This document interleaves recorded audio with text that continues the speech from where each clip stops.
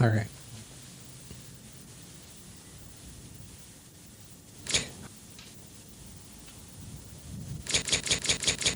Look at what he's doing.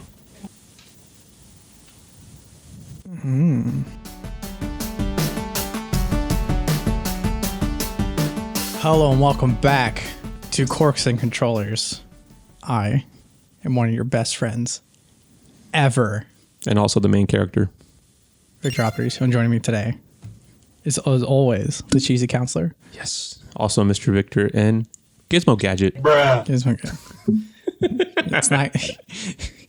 You're not going to make fetch happen, okay? I like how you're always like, no, I'm not going to acknowledge that. Until I read... Do you get that movie reference? No. You're not going to make fetch happen? Oh, man. I thought when you said fetch, you meant like throw it and like repeat it. And I'm like, okay, repeat it enough and it becomes a thing. Don't worry. Every year on October, what is it? October the 19th or something is Mean Girls Day. And so you'll get a lot of references on the internet on that day. Oh. That's the one where they go to law school, right? What? No, that's Legally Blonde. Oh, that's close enough. Close enough. Today's show's going to be fun. Look at this. Look at this. Is that the law firm's favorite movie? No, the law firm's favorite show is actually Suits, which is kind of funny because it's nothing like an actual law firm. I was about to say, isn't one, because I haven't seen the show, but I heard it described as it's a show about someone trying not to go to law school or something like that. Yeah, it's about a person. So it's about two separate. Oh, I don't even know who the fuck the main character is, but it's mainly about like this big shot attorney and then this dude that turns out to know everything an attorney does, but is not an actual lawyer. And he goes around saying that he's a lawyer. Oh, gotcha. And so it's all about like covering up the fact that he's not a lawyer, but he's a practicing attorney at like one of the most famous law firms in the whole goddamn world. So that's Harvey and Mike. And yeah, the real life law firm life is not like that. The only relevant part about that show is all the paperwork. If you look at my desk, it's just like, I kid you not, like from that end to that end, stacks of paper like about this tall that I have to go through. At the last few minutes of every episode, they go, "Hey man, are you coming?" And he's just like covered in paperwork. Yeah. I'll see you later. Yeah, and they're like, we spend the night, and it's like, there are a few auspicious times where one does have to spend the night, but it's not as bad as that show makes it look. Does anyone like Community? Because at the very top of the show, the main character is like a failed lawyer. Well, he's not a failed lawyer. He's a big shot, but he never got his law degree. I think he like faked it or something, yeah. And so he has to go to community college for some reason. Ooh, not community college, but he does have to go through a whole other little gambit called the New York bar, which is not at all how that works either. Again, that show is just unrealistic on so many different terms, but everyone loves it because the trademark term is bullshit. That's what all the attorneys say. It's either that or you will never tell my client or run it by your client. You legally have to. All this other bullshit. But alas, let's carry on. Well, let's carry on. Victor, what is it that you've provided? Oh, yes. Okay. For the mahogany today. So mahogany is going to get a treat. So today, this is not a sponsored post, but please, Jadot, make it happen. I am one of your biggest stans. So today we have Louis Jadot's Beaujolais-Villages. As far as accessibility goes, on a scale of 1 to 10, 1 being like, actually no, 0 being rare, 10 being like everywhere, this is a solid 10. You can buy this at your local Target, your local grocery store. Probably your local Borders. Does that still exist? No, probably not. No. Your neighborhood grocery chain, or you could also buy it at your like favorite carniceria. Yeah, whatever you choose. I mean, this wine will be there.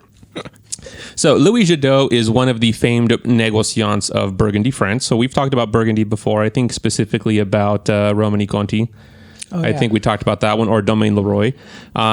So Louis Jadot, this is one of the great funny things about Burgundies is that you have negociants like Louis Jadot, and Louis Jadot is a label that cheap wine drinkers like me know very, very well, and that your super elite wine drinkers, kind of like me, also know very, very well for two separate reasons. So Louis Jadot as a negociant makes really great, affordable, cheap guzzling wine like Beaujolais, Beaujolais-Villages, basic Burgundies and whatnot. But if at the very bottom, right down here, if at the bottom it says Domaine de Louis Jadot or Domaine Louis Jadot Héritiers, that gives you a clue that, hey, this is a special Jadot. And that's the one that will probably sell for a couple $100s a bottle at the very, very least. Mm-hmm. That's where you start seeing things like the Bon Claude de Roussels, or you start seeing like Corton Renards, or you start seeing these other Grand Crus. Those are the Jadots that I drool over, that I know I will never be able to afford. Oh. That's just sad. But again, Domaine Louis Jadot, or Maison Louis Jadot. I mean, absolutely fantastic stuff. So this is the Beaujolais-Villages. I think it's 2022 vintage. This is just fantastic stuff. This tastes like Welch's grape juice. This tastes like happiness. This tastes like summer. This tastes just, it's so good. And it's a whopping like $10-12 a bottle. Okay. Now, Victor, are you aware that it says that you should be pairing hors d'oeuvres? Oh, it says hors d'oeuvres on there? Oh, yeah, hors d'oeuvres, mild cheeses, and poultry dishes. Bullshit. This pairs with everything. That's a lot of letters for 2 syllables. Right. So I've had this wine with ramen. I've had actually the cup noodle ramen, not even like the fancy ramen. I've had this with cup noodle ramen. I've had this with double doubles. I've had this with Pizza Hut. I've had this with Little Caesars. I've had this thing with Carl's Jr. It all tastes fantastic. Mm-hmm. This is literally the people's wine because it's affordable, it tastes delicious, and you don't have to age it. It's pretty much like ready to go upon release. Mm-hmm. Is that not an endorsement enough, Jadot? Send us some stuff, yo. Yeah, please. You will never hear me speak ill of Louis Jadot for whatever it may be. Now, what if a sentient bottle came to life and tried to harm your family? Would that be the only time that you'd be upset with them? Yeah, I mean, I think that's a good. Well, I mean, harm my dogs and I will kill you. I will go John Wick on you without a doubt. It's literally the plot.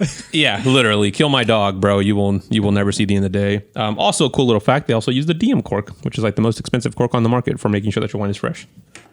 For this affordable little sub 20 guy? Yeah, exactly. Wow. Even though that cork probably costs like the equivalent of like maybe $3 for the cost of this bottle, it's totally worth it. Oh, Victor, yes. I have a question. I've been wondering this for several episodes, just keep forgetting to ask you. Basically, the decision making behind picking your glass to put your wine in. Oh, the bottles. Yes, because they range. Now, if anyone's ever merchandised even soda bottles, you would soon learn, especially if you do it for a very long time, that there's so many different qualities of glasses that you don't even think about. You're just like, oh yeah, it's what's important is the liquid inside. But sometimes you can like pick up a bottle and immediately be like, I'm not sure these people care. Yeah. So one of the biggest glaring examples I can give you is just clear glass bottles. Mm-hmm. If you're paying over $30 for a bottle of wine, it better not be clear glass. And the reason I say that is because UV sunshine, light rays, can damage a lot of the flavor components of the wine. Let's take a quick little intermission for this. Yeah. Cheers. This is cotton pie. This is smelling very good. It smells like pie. It smells like jam and pie and like blackberries. Victor, how would you know that? You hate pies. Not all pies. I just hate pumpkin pie. I mean, throw in a pecan pie in there as well. Sweet potato as well. I like texture. I don't like baby food. I wonder if... is this just not gulpable? Oh, this is nice. It's like... It's refreshing. There's like subtle tannins there. The acid is nice and high. The finish is like very bright red cherry, like strawberry meets a pomegranate.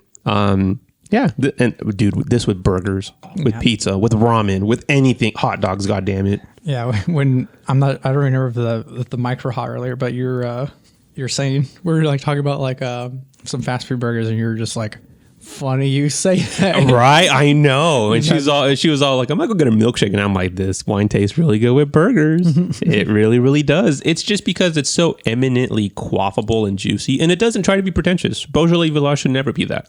Yeah. Yeah, like every sip, like as soon as like it goes down, I'm just like, oh, I need to bite something with like a lot of juices in it. Yeah, something like greasy and smoky and meaty and salty. I don't know. This wine is just great for the price. I mean, it's really, really hard to beat something like this. All right. But going back to that glass thing real quick. So yeah, clear glass bottles, never ever over $30. by that. The best bottles will usually be darker. Dark bottles means that less UV gets into the bottle. But a trade-off on that is that you can rarely see the wine on the inside. Sometimes I want a translucent kind of green like this, so I could hold the wine up to like just say like a light to see is there any signs of browning, is it like prematurely oxidizing, stuff like that. White wine bottles will typically be like a brownish kind of color, just because you kind of do want to see through the bottle as well to see if there's any signs of like clouding, any kind of sediment, stuff like that. Very rarely do they come in like dark bottles. So typically your reds will come in darker bottles, your whites will come in lighter bottles. Riesling has a cool little story. So Riesling, it's depending on the region it's coming from in Germany, you will either have a brown, blue, or green bottle. That's like one of the easiest. So Germany makes so many things hard about wine, but so many things easy about wine. If it is a brown bottle, it can be presumed to be coming from the Pfalz region, which is spelled Pfalz, Pfalz region. If it is a blue bottle, it can be presumed to come from the Mosel, spelled Mosel. If it is green, it can be presumed to be coming from the Rheinhessen, which is spelled Rheinhessen.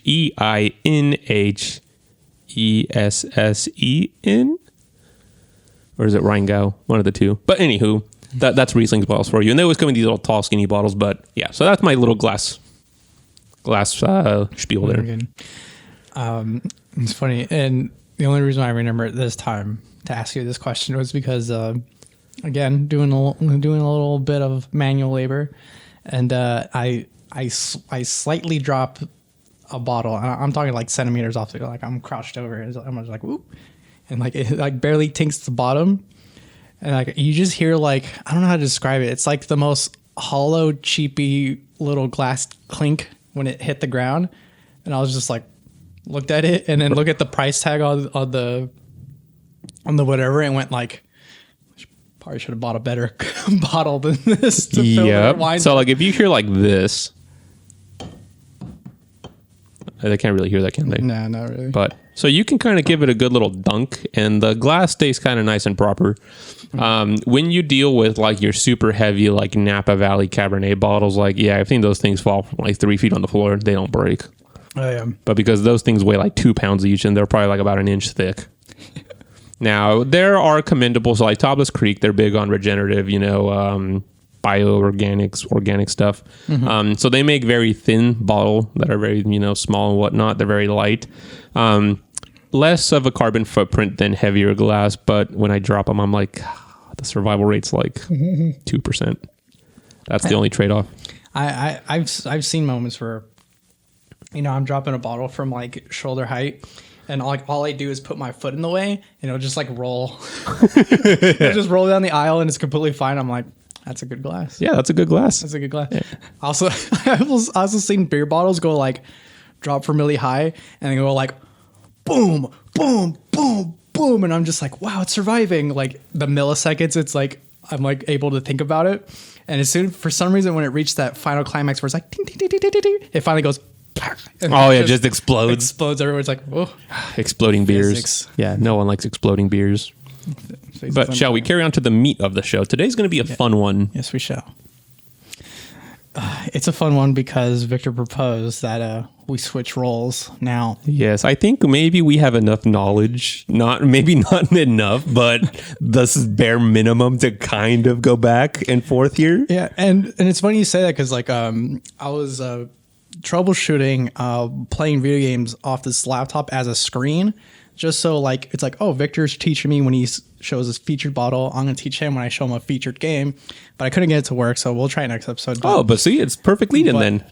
But yes, we're all about learning here. Yes. So now put us under the educational tab, YouTube. So maybe this will be like a nice like time capsule where it's just like we're gonna try our best to Lord help me! Oh my God! Switch roles and recommend medium wine and see how well we do. Yeah, just so you guys know, my Rolodex of wine I think is pretty healthy. My Rolodex of medium is like a little, like index card. I just scribbles on there. That's about all that's on there.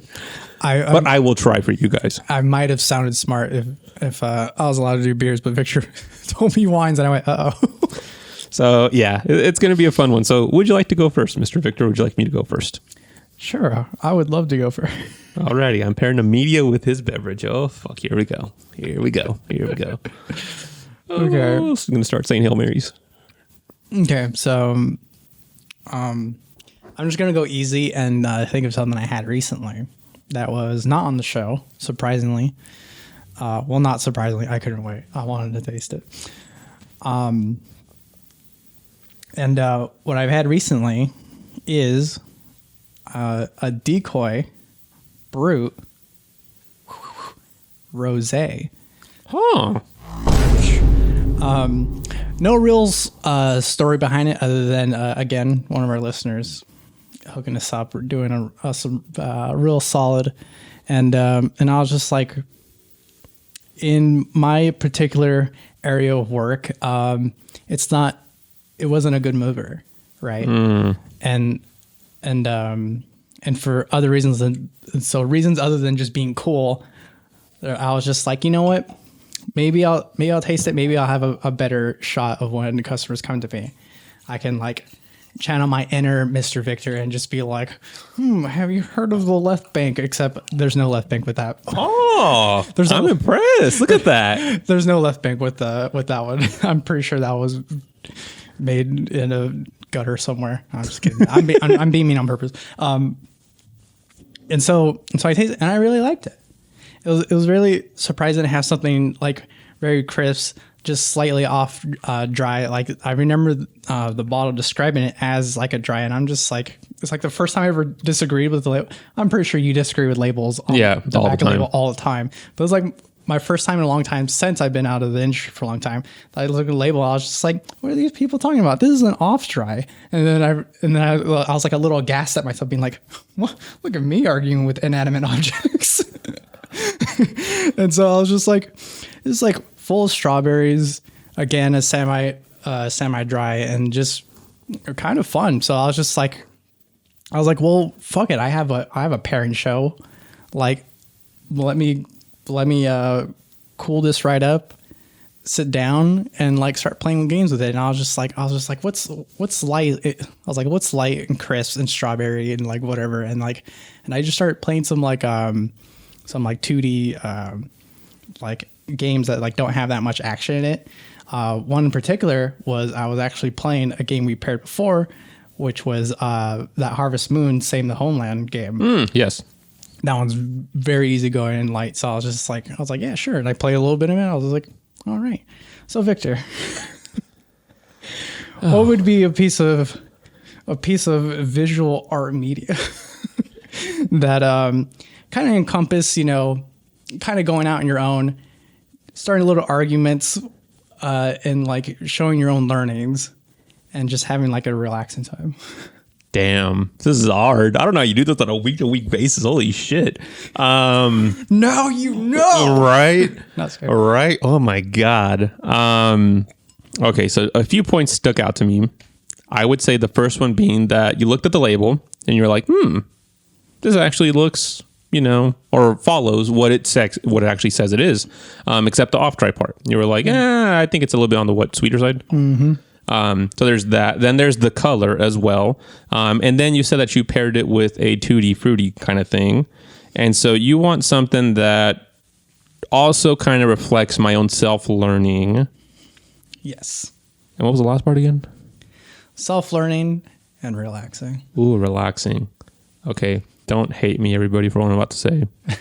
I have a reason for what I'm about to say, and I think it's I think it's a popular. No, not popular. I think it's a valid one. So you're gonna hear me go off on a tangent for like 10 minutes about why I think this is the right choice. I love the preemptive self-defense. Yes, I know people are gonna be like, you took the easy way out, and I'm like, but no, I have my reasons, and I'm gonna back them up as like a goddamn thesis. So my pairing is the Barbie movie. Don't you dare look at me. Don't you dare look at me like that. Let me give you my reasons. So on surface level, yes, it's pink, it's bubbly. Oh yeah, you should probably pair it with either Taylor Swift, or with the Barbie movie. I say no, not because of that. So to me, the Barbie movie was absolutely multifaceted. It wasn't just this pink blob, of things. Oh no, oh, what is this? Is that Ken? Oh, look at that. Jadot and Barbie. Who would have seen this happening today? Yeah. This is my 4K Blu-ray copy. Oh, I spent good money on that guy. God, look at that. Oh, Margot Robbie's such a cutie. Mm-hmm. Wow. Okay, so now the reasons why I'm like, I don't want to like tip that over. The reasons why I think that this is a good pairing with the Decoy Sparkling is that, first of all, when you look at the Barbie movie, you're expecting like this hot posh, you know, full of, I don't know, partying and whatnot. Yeah, I get that. You know, like a lot of people, that's the way that it was advertised. But when I actually watched it, yeah, I got that. But it had a whole deeper meaning. I actually learned a whole bunch of things out of that movie. Mm-hmm. First being that, holy shit, you know, if you're a woman, you can't have it both ways. There are so many circumstances where if you do this, you're wrong. If you do the other thing, you're also wrong. You can't be fucking right. That's something I didn't really... Have you ever come across that? I mean, I grew up with a lot of sisters, so them coming home and just venting out their frustrations from the range of like middle school to college, I was just like, I got gist of it.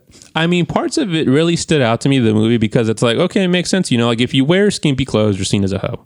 Mm-hmm. Or as, you know, unadulterated or whatever it is, you know. But if you wear too much clothes, you're seen as a prude. It's like, what the hell? Like, what kind of morals are being, you know, imposed on a person here? Like, you can't be one way or another because you're either wrong or you're wrong. As dudes, I don't think I've ever had to go through that. No. As a person who's not white, but not like quite the most brutally beat down minority category ever, I think I had it pretty easy. Yeah, I mean, I would say like, I mean, I wouldn't say I had a privileged life, but it's like I never had to worry about like if what I'm wearing is, you know, too much or too little, or if I'm being too assertive or if I'm being too quiet kind of thing, versus, you know, if a woman voices her opinion about like something at the workplace, oh no, she's too assertive, she needs to tone it down. But if she doesn't lobby for herself, oh, she's not trying, she doesn't want this job. It's like, bro, what the fuck? Yeah. So that's something that the Barbie movie definitely opened my eyes to. But then on top of that, it actually was a party. There were plenty of scenes in there where I'm like, damn, I want to go to Barbie World. My favorite character at that too was Alan. I don't know why. Oh my God. Alan was just fucking badass. Michael Cera's Alan is the best. I mean, I don't even know who Michael Cera. Oh, the actor. Yes. I think that Alan encapsulates what I don't want to say all dudes should strive to be like, but dude, he was so unproblematic. Mm-hmm. It's like, how hard is it to just shut your mouth and like be happy? That's what Alan was, you know? Like, why can't we all strive to be Alan like that, you know? Oh, but in the end, when the chips are down, Alan's there. Yeah, Alan is there. He's reliable, you know? It's like he doesn't butt his opinion unless it's asked for it. And, you know, when you need help, he's there for you, you know? So, when it came to pairing for that Decoy Sparkling, mm-hmm. I would say that Barbie ticks the boxes on that for that reason alone. Yes, surface level, yeah, it fits the bill. But on a more deeper meaning, yeah, it reflects that, you know? I think when you read on the label that, okay, it's off dry, but you knew it wasn't off dry, mm-hmm. that to me was like, okay, yeah, I know about, you know, women suffering. Oh, no, I didn't know about women suffering. It's like this movie actually kind of did make me think like, holy shit, I have it easy. Oh, yeah. So that would be my pairing. What do you think? I think it's great. I think for me, you know, again, I grew up with so many sisters. I might as well have like fucking 15 sisters. that I got bits and pieces of like what they had to deal with, and you know, I was also lucky enough to have very outspoken girlfriends as well. That it's like always talking about like what they're dealing with, and friends as well. And so like I think what I've learned from the movie is just more just like how intense. So like some of the things that can be like self-imposing, where it's just like women mentally are just like always on their toes, and they just have, and that's just like standing still, not even starting their day. So yeah, like, and I mean, one of the scariest things to me that came from this is like one time we were talking with my coworkers about this movie, and one of them was all like, you know, do you guys ever have to worry about like going out of the office, you know, late at night and having to like look around you, carry like your keys between your knuckles just in case someone walks up to you? And I'm like, what? And she was all like, yeah, I have to do that every single night, from the gym, from the store, in the mornings, whenever I'm by myself. I have to be on the lookout. And I'm like, holy fucking shit. It's like, I do that because I have power fantasies. But Yeah, and it's like myself, I'm like, bro, I just walk where the fuck I want. I don't have to worry about things. It's like, damn, I really did not know that male privilege was this outright just fucking unbalanced. Oh yeah. When I was Like me and you could go to a bar right now, be loud, be cocky, get drunk, and they're gonna be like, oh, you're just being dudes. yeah. But if two women go to a bar, get drunk, and get loud, one can only imagine the things they're going to be called. They were called bitches. Yeah, I mean, or something, or even worse. It's like Either a whistle or a bitch. yeah. So it's like I don't know. I think it's unfair. I don't know what to do about it, but I did learn something from that movie. Yeah, excellent parent victory. I love it. My favorite scene in the movie is just like, yes, it's like very sweet, not dry at all, very very happy-go-lucky, and then the very first conflict in the scene that starts off the whole thing, while Barbie's like dancing with all her friends, having a fantastic time, and she's just like, "You guys ever think about dying?" And I was like, "Bro, that's me every day." But I guess you know who cross-reference? You know who that reminded me of? Of that stupid little star in the Mario movie. Oh, what does that little star always say? Oh, the Luma star? Yeah. It's like locked up and it's always saying like some funny sounding but super depressing character. Yeah. What the hell does that thing say? Oh, we're all gonna die tonight, aren't we? Yay! Death, some shit like that. That's what that reminded me of when she was all like, "You ever think about death?" So yeah. Now, Mr. Victor, are you ready for your pairing? Yes. And hit me with it. Let me tell you guys, the reason why this started is because maybe before the show or during the show, Victor showed me the calendar and I'm like, hey, Easter's coming up. And so speaking about medias that I love and have tried to learn more about, I was all like, tricks are for kids. That's what I thought about. I thought about rabbits. I thought about Easter. I thought about eggs. And I also thought about, like, who celebrates Easter? Oh, mostly little kids. What do little kids fear? Monsters. But what do little kids like? Pizza and games. Cue in Five Nights at Freddy's. Oh, we talked about this before. Yes. We have, but I don't think you had to pair something for that one. I think I talked about a wine, and you had to find a media for that. Yeah, I think we were just talking about it just to talk about it. Because I fucking love that movie. It was like the flavor of the month that we were just like, let's talk about it. Yes. So, in case you guys have forgotten how great that movie is, I already forgot the major plot. I mean, that's just my brain when it comes to media and movies and stuff. The Barbie stuff is ingrained in my head because I'm like, damn, that's traumatic shit. And again, surface level. So, I mean, that movie is multi-layered. But the Five Nights at Freddy, all I know is that there's this kid or this guy that's a security guard. He goes into this pizza shop at night. Apparently, it's haunted by animatronic rabbit / fox / chick / and when I say chick, I mean like a baby chicken / chick / a cupcake and then a bear. At first I'm thinking like, oh, these are just creepy robots, you know. Oh no, these things are possessed. Like, what the fuck, bro? Like a fucking possessed animatronic duck or rabbit or whatever the fuck it's called, whatever the hell it is. And they have names. There's Chica, and I already forgot the rest of them. So there's Bonnie, there's Chica, there's Freddy, and there's Foxy. There's, I don't know what the cupcake's name is. And there's Balloon Boy. So I don't know what triggered when I saw the calendar, but I thought Easter, Five Nights at Freddy's. That's not how it's supposed to go, you guys. I'm supposed to be thinking about like Easter baskets and, you know, going to church and Easter lilies and Jesus and candy baskets. I thought about haunted, demented, possessed little animatronic robots. That is deranged. But specifically, what I would like you to pair specifically is the storyline. The story. What is a beverage that maybe surface level looks kind of weird, but then you actually go in and experience it, you're like, oh, this is it? And then at the end, you're like, what the fuck? Has any beverage made you feel that way? Where you start off and you're like, oh, this is doable. Then halfway through, you're like, oh. And then at the very end, you're like, no.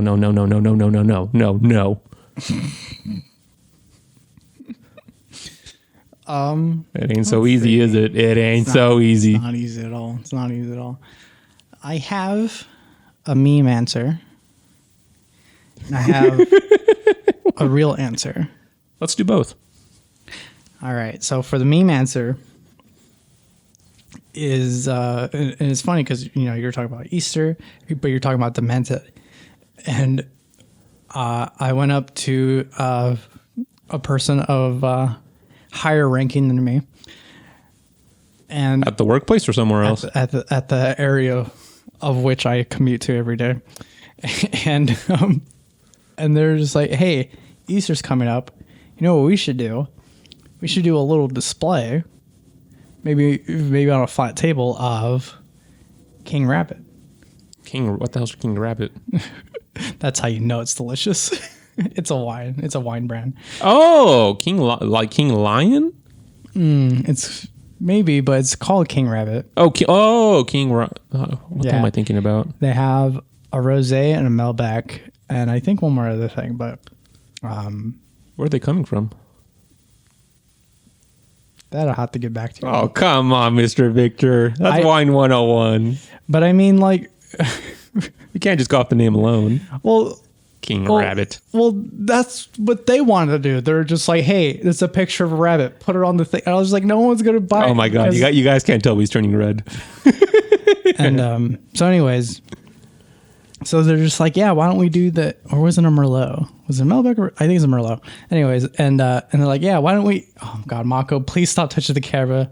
He's being adorable, though. Look at him. Mako's adorable, but he's shaking the camera. So if you see shakiness, just know that my cat is literally rolling around as an adorable little baby, like kicking and whatever. Anyways, that's why the camera's shaking. And the fucking bottle on the King Rabbit is fucking demented as shit. Oh, no. It's like a possessed rabbit. It's like if a kid who's not having quite a good time at school drew a rabbit. Oh, I'm about to have nightmares here, ain't I? Oh, it is a Malbec. Let's see. Oh, why is that not high resolution enough? I only do high resolution on this show. Oh, here we go. Oh, my God. What the fuck? My boss is like, why don't we put that on the counter? And I was like, I've never seen such a nihilistic rabbit in my life. to give people nightmares or to try to sell bottles. If you really wanted to take this up a notch, you could, and you might want to cut this off the air, but I don't know how legal this would be, but you could get a red marker and just like draw little droplets below the eyes. And then that'll really keep people like, whoa. And then you could be like, no, I mean, you could be like, isn't red an Easter color? Isn't that the blood of Christ or something, like... Anyways, that's a good one. That is a good one. Anyways, I'll put up a thing, but or maybe on top of it will. But yeah, every time I see this bottle at the corner of my eye, I'm just like, ugh, why do we have that thing? Oh. Anyways, now how much does it cost if I can ask? It said Produit de France, so I was all like maybe like what, $8? Oh wait, no, but it's sold at a special place, so maybe like 17. It is sold in our French section. So let's see. No, that doesn't tell me jack nothing. Jack nothing. This Beaujolais smells so fantastic. Well, 2 online shops say it's about from between $11 and $13. Okay. So if you want to have a spooky Easter, buy yourself some King Rabbit. But now what is your second answer? My second answer is not complimentary. It's contrasting. Okay, let's hear this. Yes. So he's like, yes. So the movie is it's not lighthearted in tone, but it's obviously not a very serious storyline. Like you're gonna get like a little disturbed by like the actualizations of the storyline where you're just like, yeah, it's about kids dying. Yeah, but then there's a kid stabbing you. Like that's kind of creepy. And it's about animatronics coming to life because the dead kids are in them and like stuff like that. So when you think about it, you're like, oh God. But like, it's not a storyline to take very seriously. In fact, some people, the reason why it's so popular is because they have fun with it. Yes. Right? So a nice contrast to that is a beer cocktail. Yes, Mr. Can we insert the shocked Pikachu face here? That I was not expecting that. Yes. I thought to myself, sure, Victor said, please give me a wine, but why would I listen to Mr. Victor? Why not go on a little adventure? So, this beer cocktail is a nice dark stout with a fruity sour ale. What? Mixed together. So like Guinness with like a... You could grab a Guinness. You could grab, I guess you can grab an O'Hara's, but I don't really recommend O'Hara. What would I recommend actually? I probably recommend anything from Samuel Smith. Whatever is the darkest, nicest thing you get for Samuel Smith. Oh, the chocolate stout. Oh yeah. Oh, that would go fantastic actually. Get that bad boy, and throw in there, Duchess de Bourgogne, one of my favorite sours of all time. Oh.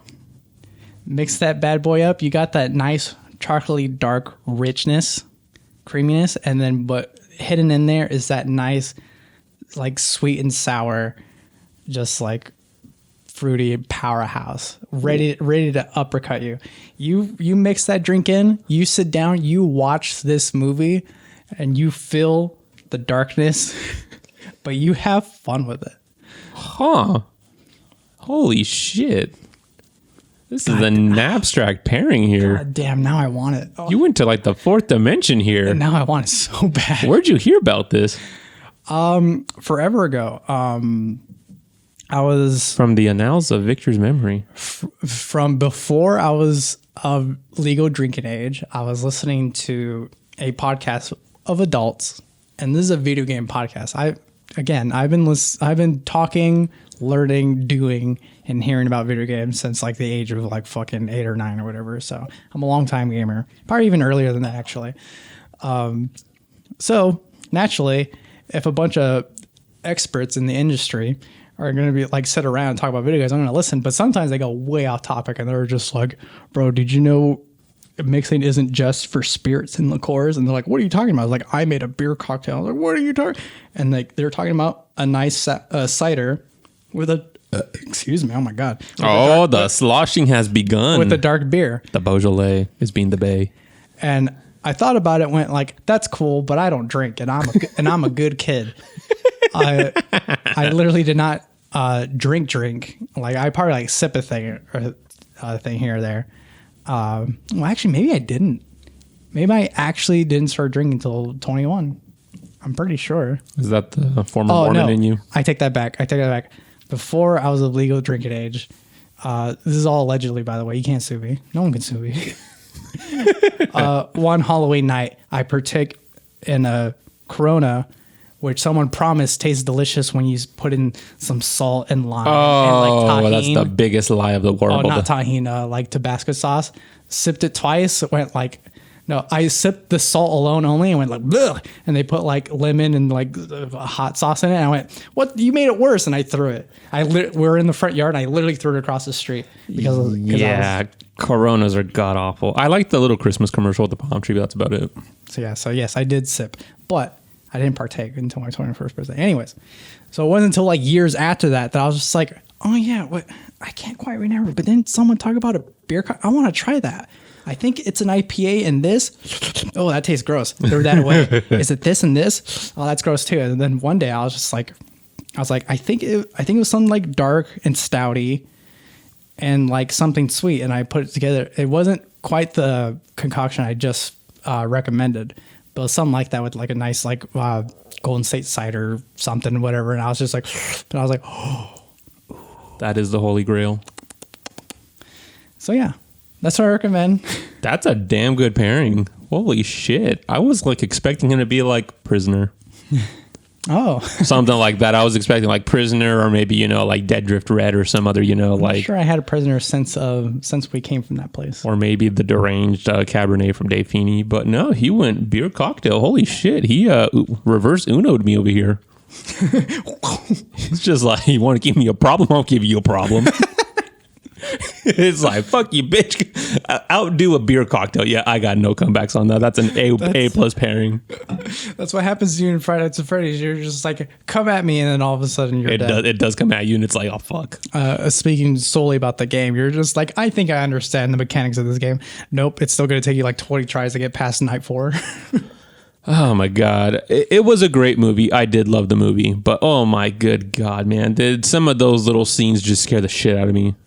Man, we really got to plan like a sleepover episode with Kaylin, and we just play horror games.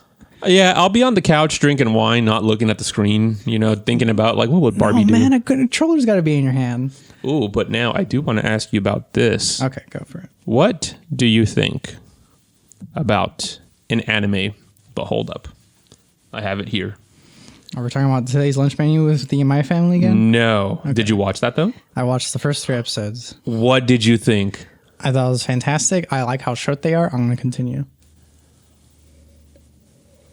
He finally watched the show. It took, 3 episodes for him to finally get to it, but he finally did? 2 episodes. We didn't shoot an episode last week.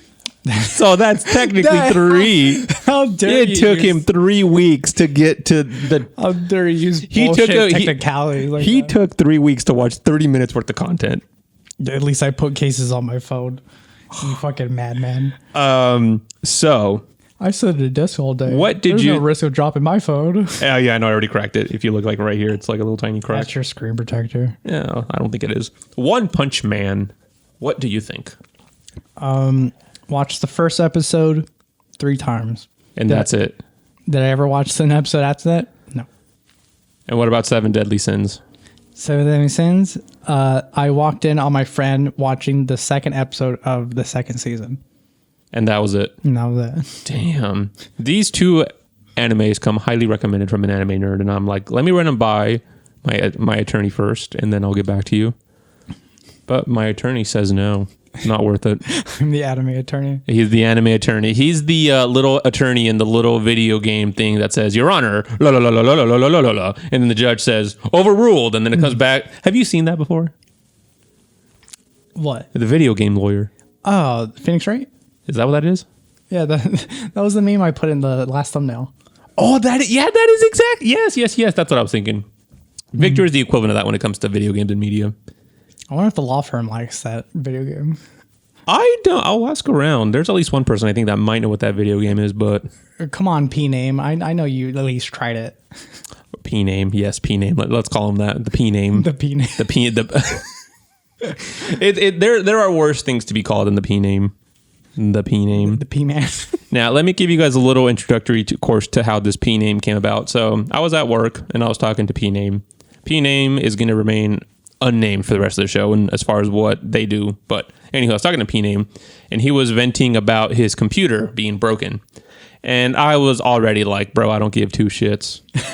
I'm like, you're talking computer language. I'm already confused. Like, and then he dropped some word like CGU or MCU or some shit like that. And I'm like, bro, MCU, the Marvel Cinematic Universe. Some shit like that. That's how much I know about video games. But I mean, computers. And I was just like, damn, dude, that sounds tough. I don't know what to tell you. And then he drops the magic words. He's like, dude, my mom got me this card for Christmas, and it's like, I feel bad because it's like, I feel like I broke it. And I'm like, but God, then I thought they bought that card. No, it got him for Christmas. But here's the kicker: what then P-Name told me was that he feels guilty because he got the card and he feels that he messed up his pre-built computer. If I did not know the word pre-built, none of this would have ever happened. Because one time I was in Victor's office looking at his computers, and he dropped the word pre-built. Mm-hmm. And I was like looking at them and I'm like, why are they like all tall and wonky and colorful and shit? Like his fucking keyboard flashes like colors and shit. And I'm like, what kind of witchcraft is this shit? But then I'm like, oh, I know a guy. Mm-hmm. And that's when I'm like, let me call this gentleman named Victor. He looks at me, he's like, Victor, aren't you Victor? And I'm like, yeah, but this is another Victor with the same middle name as me. And he's like, what? And I'm like, yeah, another Victor, but same middle name as me, but he does like tech stuff. And he's like, oh, that'd be great. Have fun if you ever go out with the both of us at the same time. Right? Oh my God, Victor Manuel. And it's like, yes. Can we help you? Yeah, which one? So then I call Victor, and I will admit I lied to Victor. I'm like, Mr. Victor, if I bought this, so when I already fucking forgot what it was called. And Victor's playing along. He's like, oh yeah, it's a very, something computer. And I'm like, okay, Victor, my lie is up. Okay, for the sake of fun, I'm going to describe this part of the story, and then you can continue. So I get a call from Mr. Victor, and he's like, hey, what if I told you that I was having an issue with my pre-built computer? And I immediately went like, does make sense that Mr. Victor would buy a pre-built computer, but I feel like he would talk to me before he bought any computers if it wasn't like a Mac or something like his job already gave him or something like that. So I was just like, okay, yeah, like I can help you with your pre-built. And he's just like, all right, what if I told you that I bought a GPU and I put it in and it didn't work? It's like, would you help me with that? And I was just like, why would Mr. Victor attempt that? He would definitely talk to me before even removing like even a sticker off the side of his computer. Hell yeah. It'll fucking disconnect the computer. But it doesn't matter because I love Mr. Victor. And I was like, you can ask me to help you bury a body. I'll do anything. Like, yeah. And then they were just like, okay, but what if I was lying and said it was someone else? I was like, that makes so much more sense. That's where I felt guilty because I'm like, I don't know how much longer I could say these complicated words and acronyms and shit because I don't know what the hell this shit's about. And I'm like, okay, Mr. Victor, I'm lying. It's actually one of my colleagues named P-Name. And can I transfer the phone to you because I don't know what the fuck is going on. Mm-hmm. And then he had a nice little conversation with Victor about a whole bunch of different acronyms and shit that I will never understand. You're on speakerphone, but you're like dead silent. Yeah. But what the fuck was it going to contribute? It's like, unless the word wine came up or some shit, I would have been like, oh yeah, duck horn. Yes, I know duck horn. My PC recommends that you pour wine on it. Which one? And you're like, oh, let me tell you. Oh my God. Yeah. Let me tell you about the photosynthesis compound. No. But anywho, so then him and P-Name set up a time later on to, talk about the computer and shit. Mm-hmm. And then today I go into work and P-Name is all like, dude, that guy's a genius. And I'm like, oh, I fucking know he is. He's like the fucking king of tech. And, I also forgot the part where yesterday after P-Name and Victor hung up, I told P-Name, I'm like, yeah, this guy is pretty much like the be-all, end-all of like tech gadgets. He likes to solve problems for fun. I wouldn't be surprised if he just texted me right now like saying like, oh yeah, I messed up on this. It's actually this. Sure enough. Let me read you this text message on air so you guys can see exactly what Victor talks about here. As soon as I hung up, I thought I was just like, I probably said something wrong. So Victor said, slight correction on my part. The motherboard is what displays logos and BIOS screen, but you need a CPU and RAM to see it. That doesn't help Mr. P-Name at all. I'm just correcting my misinformation. LOL. Do you know what I thought when I saw that message? I nearly had a fucking aneurysm. I'm like, BIOS, CPU, and RAM. I don't know what the hell a motherboard is. I thought that was a shit, but whatever, And so, that was that. So Victor sends that message, and I told Mr. P-Name, like, yep, this is Victor right here. So today I walk in, he's like, dude, that guy's a genius. And I'm like, I told you he was the king of tech. And he's all like, yeah, I was doing some research, before I talked to him. And I told him like, hey, what if it's something about my storage or battery or some shit like that? The power supply. Yeah, that shit. And then Mr. P-Name then verbatim told me. And then Victor said, ha, ha, ha, ha, ha, Mr. P-Name. Because Mr. P-Name was just like, I call him. I was just like, "Hey, give me a call back." Victor told me he had more questions, and they were like, "Okay." I was doing some digging, and I think I'm onto something. The context is that the new card is a new series 400 series NVIDIA graphics card. I'm sure Mr. Victor's like. Yeah, about to have a stroke. Whatever. But the point is that they take a lot of power. His pre-built had a 400-watt power supply. So if anyone knows what I'm talking about, they're immediately like, oh my God, how did it even turn on? And that was my question to them. They're just like, it's like, my power supply is 400. And that was where my laugh came from. I was just like, oh, I laughed and went like, oh, oh, P-Name. I'll tell you. I was just like, oh, P-Name. Oh, P-Name. And they're like, so you think that's the problem? I was just like, if that's not the first troubleshoot thing that works, then I'd be surprised. So I think I kid you not, his reaction to that laugh It was the way that Mr. P name phrases me was somewhere along the lines of, it's like when you think you have cancer and an oncologist tells you, oh no, it's not cancer. That sigh of relief. Because Mr. P name didn't really know what was going on with the computer. And he's all like, I'm pretty sure that Victor knows what's going on with the computer. If he's telling me it's probably this, then it probably is this. So ergo, I don't have to drop $1,000 on a new PC. I was also glad about that. So Mr. Victor was the hero of the day. And so now he has a new fan in Mr. P name. Yeah. I think the most proudest advice that I probably gave to Mr. P name was I was like, if we're talking about me, because the whole time they were like, should I go to like a tech shop? Should I go to a repair shop, like professionals or whatever? I was like, look, professionals are amazing, especially if you support local. But the thing about them is that if you go to them and it turns out the issue was something you could have fixed yourself in like 2 seconds, then you feel foolish for spending that money. So I was just like, go through the troubleshoot, try everything you can that you're comfortable with, and then go to them. But if you're the type of person who like their wallets burn a hole in their pocket and you're just like, I just want it done, I don't want to think about it, then yes, technical support, 100%. Yeah. And Depends how much you value it. So before Mr. P name spoke to Mr. Victor yesterday, he was, for the most part, having a crisis. Yeah. He was saying like, oh my God, my computer's ruined. I got this thing just so that I could play this one game better, but now I can't play any of my games because now my PC won't even turn on. It's like it turned on one day, then it didn't. So it's like my life is ruined now. I don't even want to play video games anymore. Like I'm never going to play video games ever more in my life, stuff like that. That's why I buy motherfucking consoles. PC Master Race, more like fixing your fucking BIOS. And that is the drop of knowledge right there. People don't buy PCs, buy consoles. No, PCs are awesome. But yeah, so he was absolutely on one yesterday. That's when I was all like, oh, we should probably call Mr. Victor and see if he could offer a solution. And then today, Mr. P name was all calm and everything. And I'm like, huh. And yesterday you wanted to throw everything to the fire saying you were going to play video games. He's like, yeah, I overreacted, didn't I? And I'm like, yeah, a little bit, but whatever. All is good. Just a bit. So all this to say that Mr. Victor is truly the gizmo gadget. Man, between this and at work, people like highly praising my work ethic or how nice I am or how hard I work. I can't handle too many compliments at once. Especially on air. I get like wiggly. I'm just like, oh, he's like the Dune worm. For saying that, I guess, and like I just walk away. Oh well, guess what? You can't walk away. I can't. So now Octavio, put a round of applause for Mr. P name. For Mr. P name, for Mr. Victor here. Give him his flowers. Put some roses on the edges and be like, yay! Victor saved the day, not once, not twice, but many times yesterday. A round of applause for Mr. Victor Aparicio. You see that squirming? It was like the Dune worm. The Dune worm. I think that's the show, Victor. Then that is the show. What a lovely show. I thought that today was pretty damn good for that.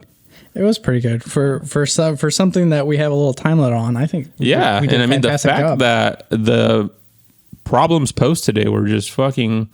I was fucking scared out of my mind. Oh yeah, and if you appreciate the work that we've done. Oh yes.